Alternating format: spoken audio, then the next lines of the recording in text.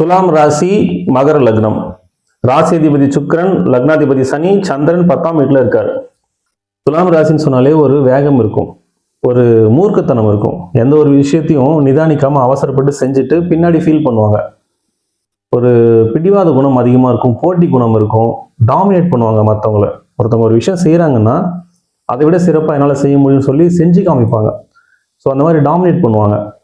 இறக்க குணம் அதிகம், நிறைய பேருக்கு நிறைய உதவி பண்ணுவாங்க. இயற்கையான சூழலில் அதிகமாக டைம் ஸ்பெண்ட் பண்ணுவாங்க. ஃப்ரெண்ட்ஸ் கூட, ஃபேமிலி கூட, இந்த மாதிரி வெளியில் போய் நிறைய இடம் சுற்றி பார்க்கணும்னு நினைப்பாங்க. நிறைய இயற்கையான சூழலில் இருக்கணும்னு நினைப்பாங்க. அதுதான் செயல்படுத்துவாங்க நிறையா. நம்ம சொன்னது எல்லாமே துலாம் ராசியினுடைய தன்மைகள். ஆனால் மனசளவில் இவங்க ரொம்ப அமைதியாக இருப்பாங்க, ரொம்ப பொறுமையாக இருப்பாங்க. அதாவது ஒரு செயல்னா அந்த செயலில் அவ்வளோ சீக்கிரம் ஃபோக்கஸ்டாக இருக்க மாட்டாங்க. உடனே அதை செய்யணும், உடனே ரியாக்ட் பண்ணணும்னு நினைக்க மாட்டாங்க. மனசளவில் அப்படி தான் இருப்பாங்க. ஸோ மனசு ஒன்று சொல்லுது, செயல்பாடு வேறையாக இருக்குது. அதுக்கு என்ன காரணம் அப்படின்னா, லக்னம், ராசி இது ரெண்டும் முதல்ல எப்படி வேலை செய்யுதுன்றதை நம்ம தெரிஞ்சுக்கலாம். இப்போது ஒரு குழந்தை பிறக்குதுன்னு வச்சுக்கோங்களேன். அந்த நேரத்தில் சூரியனுடைய கதிர்வீச்சு எந்த ராசியின் மேலே விழுந்துச்சோ அது லக்னம். ஸோ அந்த லக்னத்தை வச்சு தான் மற்ற கிரகங்களின் தன்மைகளை நம்ம ஆராய்ச்சி பண்ண முடியும். அதே நேரத்தில் சந்திரன் எந்த ராசியின் மேலே இருக்காரோ அது ஜென்ம ராசி. இப்போ ஜென்ம லக்னத்தை வச்சு அந்த ஜாதகருடைய கேரக்டர் எப்படி இருக்கும், அவருடைய சிந்தனை எப்படி இருக்கும், அவருடைய லைஃப் ஸ்டைல் எப்படி இருக்கும், இந்த ஜென்மம் ஃபுல்லாக அவருடைய பலன்கள் என்ன, எந்தெந்த காலகட்டத்தில் எப்படி இருப்பார் அப்படின்றத ஜென்ம லக்னத்தின் மூலமாக நம்ம சொல்ல முடியும். இந்த ராசி எப்படி வேலை செய்யுது அப்படின்னா, கோள்கள் சுற்றிக்கிட்டே இருக்கு இல்லைங்களா. ஒரு கோளும் ஒரு காலகட்டத்தில் ஒரு இடத்துலேருந்து இன்னொரு இடத்துக்கு பயிற்சி ஆகுது. இப்படி பயிற்சி ஆகிட்டே இருக்கும் பொழுது ஒரு பலன் கிடைக்கும். ஒரே கிரகம் ஒரு வீட்டில் இருக்கும்போது ஒரு பலன் தரும், இன்னொரு வீட்டில் இருக்கும் பொழுது வேற ஒரு பலனை தரும். ஸோ இந்த கிரகங்கள் பயிற்சி ஆகும்போது கிடைக்கக்கூடிய பலன்களை சந்திரன் எங்கே இருக்காரோ அதை வச்சு நம்ம கால்குலேட் பண்ணுறோம். அதுதான் ராசி. ஸோ நீங்கள் பார்த்தீங்கன்னா ராசி பலன் தான் எங்கேயுமே சொல்லுவாங்க. ஏன் அப்படின்னா லக்னம்ன்றது ஃபிக்ஸ்டு. நீங்கள் பிறக்கும் பொழுது இந்த ஜென்மம் ஃபுல்லாக உங்களுக்கு என்ன பலன்றதை அங்கே ஃபிக்ஸ் பண்ணியாச்சு. அதே போல் நட்சத்திரமும் அதுக்கேற்ற மாதிரி பலன்கள் இருக்குது. தசாபுத்திகள் நடத்தக்கூடிய கிரகங்களுக்கு ஏற்ற பலன்களும் உங்களுக்கு இருக்குது. ஆனால் இந்த ராசி பலன் கோள்கள் மாறிக்கிட்டே இருக்கும் பொழுது ஒரு பலன் தர்றதுனால அது பலன் மாறிக்கிட்டே இருக்கும். அதனால் ராசி பலன் நம்ம சொல்கிற மாதிரி இருக்குது. லக்னம் அப்படின்றது ஒருத்தருடைய சிந்தனை, அவருடைய கேரக்டர் எப்படி இருக்கும் அப்படின்றத சொல்லக்கூடியது. இந்த ராசி அப்படின்றது தன்னுடைய செயல்பாடுகளை பற்றி சொல்லக்கூடியது. இப்போ உதாரணத்துக்கு ஒருத்தர் கன்னி லக்னத்தில் பிறந்திருக்காருன்னு வச்சுக்கோங்களேன். அந்த கன்னி லக்னத்துக்கு உண்டான அத்தனை குணங்களும் அவருக்கு இருக்கும். மேஷ ராசியில் பிறந்திருக்காருன்னு வச்சுக்கோங்களேன். மேஷ ராசிக்கு உண்டான அத்தனை செயல்களும் அவங்க செய்வாங்க. கன்னி லக்னத்துக்கு உண்டான சிந்தனைகள் இருக்கும், ஆனால் செயல்பாடு எல்லாமே மேஷ ராசிக்கு உண்டான செயல்பாடுகள் தான் அங்கே அதிகமாக இருக்கும். ஒரு பிரச்சனை அப்படின்னா அந்த பிரச்சனை எதனால் வந்துச்சு, அதை எப்படி சரி பண்ணலாம், அதை பேசியே சரி பண்ணக்கூடிய அந்த விஷயம் எல்லாமே கன்னி லக்னத்துக்கு இருக்கும். தன்னை நம்ம தப்பு பண்ணாமலே பழி சொல்லிட்டா கூட அவங்களுக்கு அதை புரிய வச்சு ஆப்போசிட் சைடு யோசிக்கிறது, நிதானமாக இருக்கிறது, இந்த விஷயம்லாம் அந்த கன்னி லக்னத்துக்கு இருக்கும். ஆனால் மேஷ ராசியை பொறுத்த வரைக்கும் என்னை எப்படி நீங்கள் என்னை தப்பு சொல்லலாம், அந்த கோபம் வந்துடும். அந்த கோபத்தோட அந்த தன்னுடைய உணர்வு வெளிப்படுத்தக்கூடிய அந்த தன்மை மேஷ ராசிக்கு இருக்கும். ஸோ மனசில் பார்த்திங்கன்னா அவங்க நிதானமாக தான் இருப்பாங்க. நம்ம அவங்கள கேட்கணும், அவங்க சைடு நம்ம என்ன நியாயத்தை கேட்கணும், அவங்க சைடு யோசிக்கணும்லாம் இருக்கும். ஆனால் செயல்படும் பார்த்தா அந்த டைமில் டக்குன்னு கோவப்பட்டுருப்பாங்க. அப்புறமா யோசிப்பாங்க, நம்ம இந்த மாதிரி பேசியிருக்கக்கூடாது, நம்ம பொறுமையாக இருந்திருக்கணும். ஸோ இந்த டிஃப்ரென்ஸ் வர்றதுக்கு காரணம் லக்னமும் ராசியும் கிளாஷ் ஆகுது. இப்போது ஒருத்தரை நம்ம பார்க்குறோன்னா அவருடைய கேரக்டர் என்ன, அவர் என்ன சிந்திக்கிறார், அவர் மனசில் என்ன நினைக்கிறாரு அப்படின்றத நம்ம ஈஸியாக புரிஞ்சிக்க முடியாது. அவர் என்ன செயல் செய்கிறாரோ இதை வச்சு தான் அவரை நம்ம ஒரு கேரக்டர் நினச்சிக்குவோம். எப்போவுமே நம்ம செய்கிற செயல்களை நம்மளால் புரிஞ்சிக்க முடியாது. நம்முடைய சிந்தனைகளை நம்ம புரிஞ்சுக்குவோம், நம்ம என்ன நினைக்கிறோன்றது நமக்கு தெரியும். ஆனால் நம்ம என்ன செய்கிறோம், நம்முடைய செயல்பாடு எப்படி இருக்குது அப்படின்றத நம்மளால் அவ்வளோ சீக்கிரம் அனலைஸ் பண்ண முடியாது. லக்னத்தின்படி நம்முடைய கேரக்டர் என்ன, ராசியின்படி நம்ம என்ன செயல்பாடுகள் செய்வோம், இது ரெண்டையும் நம்ம தெளிவாக புரிஞ்சுக்கிட்டோம் அப்படின்னா நம்மளை அனலைஸ் பண்ணுறது ஈஸி, லைஃப் ஈஸியாக கொண்டு போக முடியும். லக்னத்திலிருந்து 10ஆம் வீட்டில் சந்திரன். ஸோ சந்திரன் எங்கே இருக்காரோ அதை பற்றி பலன் சொல்லணும்னா நிறைய விதிகள் இருக்குது, விதி விலக்குகளும் இருக்குது. முக்கியமாக இங்கே நம்ம சொல்லணும்னா தொழிலை பற்றி சொல்லணும். தொழில் இவங்களுக்கு ரொம்ப சிறப்பாக இருக்கும். இவங்களுக்கு ரொம்ப சிறப்பான தொழில் அமையும். அந்த தொழில் மூலமாக நல்ல பேரு புகழ் சம்பாதிக்கக்கூடிய வாய்ப்புகள் இவங்களுக்கு இருக்கும். ஆனால் சிந்தனைகள் இவங்களுக்கு பெரிய பிரச்சனையாக இருக்கும். அதிகப்படியான சிந்தனைகள் இருக்கும். அதனால் மன உளைச்சல், மனக்குழப்பம் அதிகமாக இருக்கக்கூடிய வாய்ப்பு இருக்குது. ஸோ தொழில் பார்த்திங்கன்னா ப்ளஸில் இருக்கும், சிந்தனை பார்த்திங்கன்னா மைனஸில் இருக்கும். ஸோ இது பொதுவான பலன் தான், பொதுவான விதி தான். மற்ற கிரகங்கள் எப்படி இருக்கோ அதை பொறுத்து, சந்திரனுடைய நிலையை பொறுத்து இந்த பலன் மாறக்கூடிய வாய்ப்புகள் இருக்குது.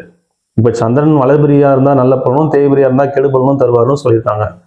உங்கள் ஜாதகத்தில் சந்திரனுடைய நிலையை பற்றி தெரிஞ்சுக்கணுன்னா சந்திரன்லேருந்து 7ஆம் வீடு மேஷம், இங்கே சூரியன் இருந்தார்னா இது பௌர்ணமி சந்திரன். சந்திரன் கூடவே சூரியன் இருந்தார்னா அது அமாவாசை. இங்க ரிஷபத்திலிருந்து கன்னி வரைக்கும் இங்க எங்கேயாவது சூரியன் இருந்தார்னா அது வளர்பிறை சந்திரன். விருச்சகத்திலிருந்து மீனம் வரைக்கும் இங்க எங்கேயாவது சூரியன் இருந்தார்னா அது தேய்பிறை சந்திரன். உங்களுக்கு தேய்பிறை சந்திரன் இருக்குன்னா அதுக்காக நீங்க கவலைப்பட தேவையில்லை. தேய்பிறை சந்திரனை பார்த்து நீங்க பயப்படலாம் வேண்டாம். இப்போ ஒரு ஜாதகத்துல லக்னாதிபதி எப்படி இருக்காரு, நட்சத்திர அதிபதி எப்படி இருக்காரு, குரு எப்படி இருக்காரு, உங்களுக்கு தசாபதிகள் நடத்தக்கூடிய கிரகங்கள் எப்படி இருக்குது, ஸோ இதெல்லாம் பார்த்து இப்போ எந்தெந்த கிரகங்கள் சேர்க்கை இருக்குது, அது மூலமாக என்ன பலன் வருது, இப்படிலாம் நிறைய நம்ம ஆராய்ச்சி பண்ணும்பொழுது உங்களுக்கு பலன்கள் மாறும். பொதுவாக சந்திரன் தேய்பிரையில் இருந்தால் சில சங்கடமான நிகழ்வுகள் நடக்கும்ன்றது அது பொது விதி, அவ்வளோதான். அது எல்லாருக்கும் நடந்தே தீரணும்னு கட்டாயம்லாம் இல்லை.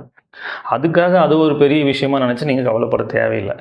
நீங்கள் ஒரு ஜாதகம் பார்க்க போகிறீங்கன்னா அதில் நல்ல பலனும் சொல்லுவாங்க, கெட்ட பலனும் சொல்லுவாங்க. எவ்வளோ பெரிய நல்ல ஜாதகமாக இருந்தாலும் அதில் கெட்ட பலனும் ஒன்று இருக்கும். எவ்வளோ கெட்ட ஜாதகமாக இருந்தாலும் அதில் நல்ல பலன்களும் இருக்கும். நல்ல பலன்களை சொல்லும்பொழுது எப்போவுமே நமக்கு மோட்டிவேஷனாக தான் இருக்கும். அதே கெடுபலன் சொல்லிட்டாங்கன்னா அதை ஹேண்டில் பண்ண முடியாமல் ப்ரெஷரில் மாட்டிக்கிட்டு அதை செய்யணும்னு நினச்ச விஷயத்த செய்ய முடியாமல் அவங்க லைஃப் ஸ்டைலே மாறி போய் சைக்காலஜிக்கலாக ஒரு பெரிய ப்ராப்ளத்தில் மாட்டிக்கிறாங்க. ஸோ இந்த நேரத்தில் நம்ம எப்படி ஹேண்டில் பண்ணணும், நமக்கு ஒரு கெடுபலன்னு சொல்லிட்டாங்கன்னா அதை நம்ம எப்படி ஹேண்டில் பண்ணணும், அதை முதல்ல நம்ம கற்றுக்கணும்.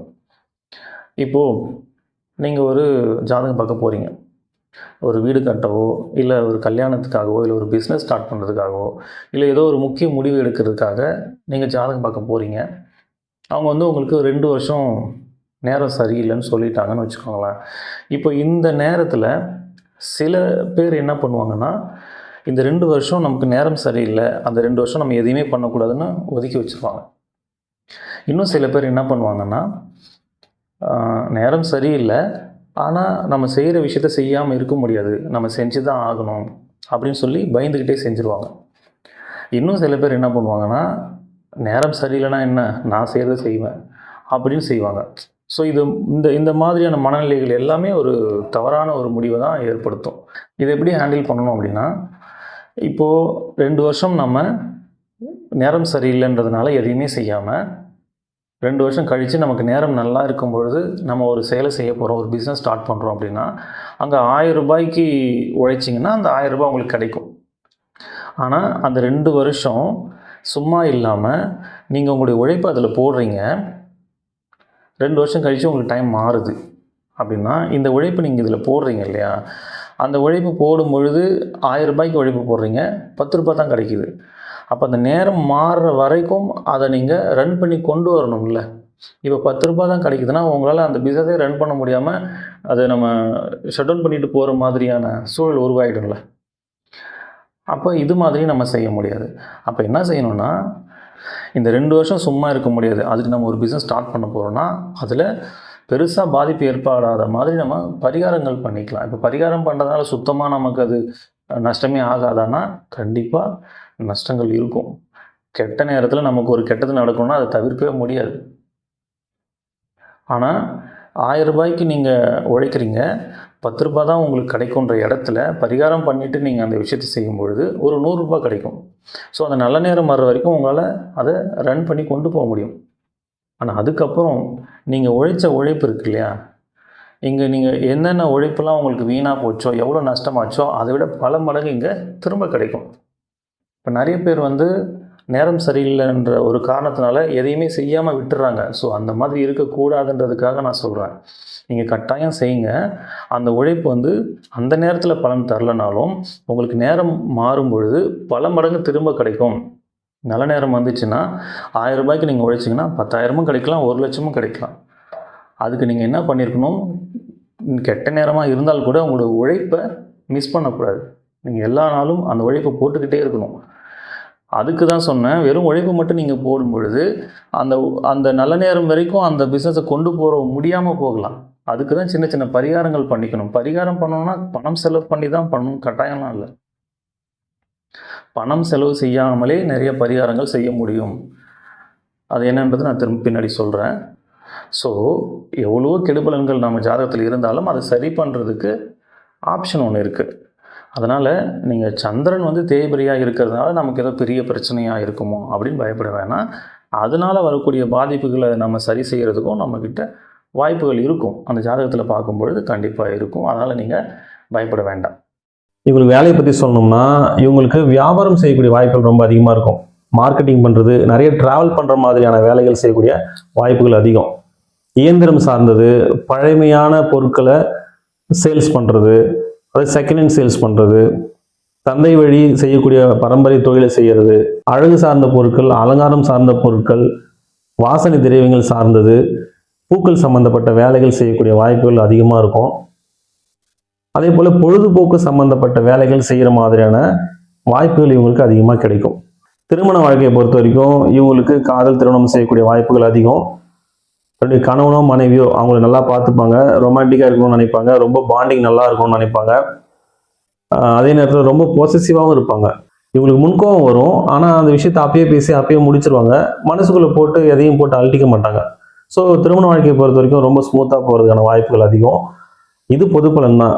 மற்ற கிரகங்களின் அடிப்படையில் பலன்கள் மாறக்கூடிய வாய்ப்புகள் இருக்குது. நம்ம சொல்லக்கூடிய எளிமுறை பரிகாரங்களை வீட்டிலே செஞ்சுக்கிட்டிங்கன்னா நிச்சயமாக உங்களுக்கு பிரச்சனைகள் குறையும். பரிகாரம் ஏன் சார் பண்ணணும்?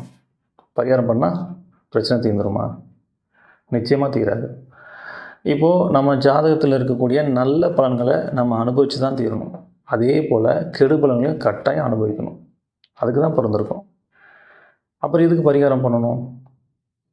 பரிகாரம் பண்ணால் அந்த பிரச்சனையினால் ஏற்படக்கூடிய விளைவுகளை குறைக்க முடியும். அந்த பிரச்சனையை ஃபேஸ் பண்ண முடியும். அந்த பிரச்சனையை கடந்து போகிறதுக்கான வழிகள் நமக்கு கிடைக்கும். எப்போவுமே நம்ம பிரச்சனையை பார்த்து பயப்பட மாட்டோம். அந்த பிரச்சனையினால் ஏற்படக்கூடிய விளைவுகளை நினச்சி தான் நம்ம பயப்படுவோம். அந்த விளைவுகள் தான் நமக்கு சிரமத்தை கொடுக்கும். இப்போ உதாரணத்துக்கு, இப்போ இந்த உதாரணம் வந்து நான் நிறைய இடத்துல சொல்லியிருக்கேன், இருந்தாலும் எளிமையாக இருக்கிறதுனால நான் திரும்பவும் இதையே சொல்கிறேன். இப்போ நம்ம கீழே விழுந்துட்டோம் அப்படின்னா, கீழே விழுறோம் அப்படின்றது ஒரு பிரச்சனை தான். கீழே விழுந்தால் நமக்கு அடிபடாது, வலிக்காதுன்னா கீழே விழுறத நினச்சி நம்ம ஏன் பயப்பட போகிறோம்? இப்போ கீழே விழுறது ஒரு நிகழ்வு, ஒரு பிரச்சனைன்னு வச்சுக்கலாம். ஆனால் அதனுடைய விளைவு எப்படி இருக்கலாம்? ஒன்றுமே நடக்காமல் நம்ம எழுந்துடலாம், இல்லை கை காலில் முறிவு ஏற்படலாம், இல்லை 6 மாதம் படுத்து படுக்கையாக இருக்கலாம், இல்லை உயிர் போகிற அளவு கூட பாதிப்பு ஏற்படலாம். அப்போது கீழே விழுறது ஒரு பிரச்சனை, ஆனால் அதோடைய விளைவுகள் மாறிக்கிட்டே இருக்கு இல்லையா? இப்போ நம்ம பரிகாரம் பண்ணுறதுனால என்ன நடக்கும்னா, அந்த கீழே விழுற பிரச்சனையை நம்ம தவிர்க்க முடியாது, ஆனால் அதனால் ஏற்படக்கூடிய பாதிப்பை நம்ம குறைக்க முடியும். நம்ம ஜாதகத்தில் பிரச்சனைகளை ஏற்படுத்தக்கூடிய கிரகங்களை சாந்தப்படுத்தவும், அதனுடைய வீரியத்தை குறைக்கவும் நம்ம செய்யக்கூடிய செயல்கள் அனைத்துமே பரிகாரம் தான். சரி, இந்த பரிகாரம் வந்து பணம் செலவு பண்ணி தான் பண்ணணுமா? பரிகாரம் பல வழிகளை நம்ம செய்ய முடியும். பணம் செலவு பண்ணி செய்கிறது எவ்வளோ வழிகள் இருக்குது. பணம் செலவு பண்ணாமல் நான் செய்யக்கூடிய நமக்கு வழிகள் நிறையா இருக்குது. என்னால் பெருசாக பொருள் செலவு பண்ண முடியாது, ஆனால் பரிகாரம் பண்ணணும்னு நினைக்கிறவங்களுக்கு நான் சொல்லக்கூடிய விஷயங்கள்லாம் நீங்கள் தாராளமாக ஃபாலோ பண்ணலாம். இது எந்த ராசிக்கும் எந்த நட்சத்திரத்துக்கும் பர்டிகுலராக நம்ம சொல்லலை. பொதுவாக யார் வேணாலும் செய்யக்கூடிய எளிமையான பரிகாரங்கள். முதல்ல சூரியனுக்கு சமர்ப்பணம் செய்யணும். தினமும் காலையில் குளிச்சுட்டு மொட்டை மாடியில் போய் நின்று, இல்லை வீட்டுக்கு வெளியில் போய் நின்று சூரியனை பார்த்து கையில் தண்ணி அள்ளி இப்படி கீழே கொட்டுங்க. சூரியனை பார்த்து இப்படி கீழே கொட்டுங்க. சமர்ப்பணம் சொல்லி செய்யுங்க. ஒவ்வொரு பௌர்ணமி அன்னைக்கும் திருவண்ணாமலைக்கு கிரிவலம் போயிட்டு வாங்க. பௌர்ணமி அன்னைக்கு போகிறதுக்கு எனக்கு வாய்ப்பு இல்லை சார் அப்படின்னா, வளர்பிறை டைமில் ஏதோ ஒரு நாள் நீங்கள் போயிட்டு வரலாம். இல்லை அப்போவும் என்னால் முடியாது, எனக்கு எப்போ டைம் கிடைக்குன்னே தெரியல அப்படின்னா, அட்லீஸ்ட் திருவண்ணாமலைக்கு போயிட்டு வாங்க. என்னால் திருவண்ணாமலைக்கு போகிற அளவுக்கு எனக்கு சுச்சுவேஷன் இல்லை சார் அப்படின்னா, நீங்கள் எங்கே இருக்கீங்களோ அங்கேயே நீங்கள் மொட்டை மாடியிலேருந்து சந்திரனுடைய ஒளியில் உங்களால் எவ்வளோ நேரம் இருக்க முடியுமோ இருக்கலாம் பௌர்ணமி அன்னைக்கு. அடுத்தது நவக்கிரகங்களை சுற்றுங்க. இந்த நவக்கிரகங்கள் சனிக்கிழமையில் சுற்றுறது சிறப்பு. ஏன் சனிக்கிழமையில் சுற்றணும் அப்படின்னா, ஒவ்வொரு நாளும் சூரியன் உதிக்கிற நேரத்தில் எந்த கிரகங்களுடைய கதிர்வீச்சு பூமி மேலே படுதோ அந்த கிரகத்தினுடைய ஆதிக்கம் அந்த நாளில் இருக்கும். அப்படி தான் நம்முடைய வாரங்கள் இருக்கும். தமிழ் வாரங்கள் 7 நாள் வருது இல்லைங்களா, 7 நாளுமே ஒரு கிரகத்தின் ஆதிக்கம் அங்கே அதிகமாக இருக்கும். அதுபோல் சனி பகவானுடைய ஆதிக்கம் சனிக்கிழமைகளில் அதிகமாக இருக்கும். சனி கிரகத்திலேருந்து வரக்கூடிய கதிர்வீச்சுகள் மூலமாக நமக்கு பலன்கள் கிடைக்கும். பூமியிலிருந்து சனி கிரகம் ரொம்ப தொலைவில் இருக்கிறதுனால இடைப்பட்ட தூரத்தில் இருக்கக்கூடிய கிரகங்கள் அதனுடைய கதிர்வீச்சையும் அதனுடைய பலன்களையும் நம்ம பெறக்கூடிய வாய்ப்புகள் சனிக்கிழமைகளில் அதிகமாக இருக்கும். அதனால் சனிக்கிழமைகளில் நம்ம நவகிரகங்களை சுற்றி வரணும். நவகிரகங்களை சுற்றும் பொழுது ஒரு கிரகத்தின் பேரை சொல்லி போற்றி சொல்லி சுற்றிட்டு வாங்க. சூரிய பகவானை போற்றி, சந்திர பகவானை போற்றி, செவ்வாய் பகவானை போற்றி, புத பகவானை போற்றி, குரு பகவானை போற்றி, சுக்கிர பகவானை போற்றி, சனி பகவானை போற்றி 7 சுற்று கிளாக் வைஸ் சுற்றணும். எதிர் திசையில் 2 சுற்று சுற்றணும். ராகு பகவானை போற்றி, கேது பகவானை போற்றி சனிக்கிழமைகளில் நவகிரகங்களை சுற்றிட்டு வாங்க. வயசானவங்களை நீங்கள் ரோட்டில் ஆதரவு இல்லாமல் இருக்கிற வயசானவங்களை பார்த்தீங்கன்னா அவங்களுக்கு சாப்பாடு வாங்கி கொடுங்க. அவங்கள பார்க்கணுன்றதுக்காகவே நீங்கள் சாப்பாடு வாங்கிட்டு போய் கொடுத்தீங்கன்னா இன்னும் சிறப்பு. அவங்களுக்கு செஞ்சால் நமக்கு புண்ணியம் நினச்சி தயவு செஞ்சு செய்யாதீங்க. அவங்களுக்கு பசிக்கும், அவங்க பசி ஆற்றணும் அப்படின்ற எண்ணத்தில் நீங்கள் அந்த சாப்பாடை வாங்கி கொடுங்க. மாற்றுத்திறனாளிகள் இருந்தாங்கன்னா அவங்களுக்கு உடல் உழைப்பு கொடுங்க. பணம் செலவு பண்ணுறதை விட நம் உடல் உழைப்பு அதிகமாக கொடுக்கறது தான் பலன்கள் அதிகமாக இருக்கும்.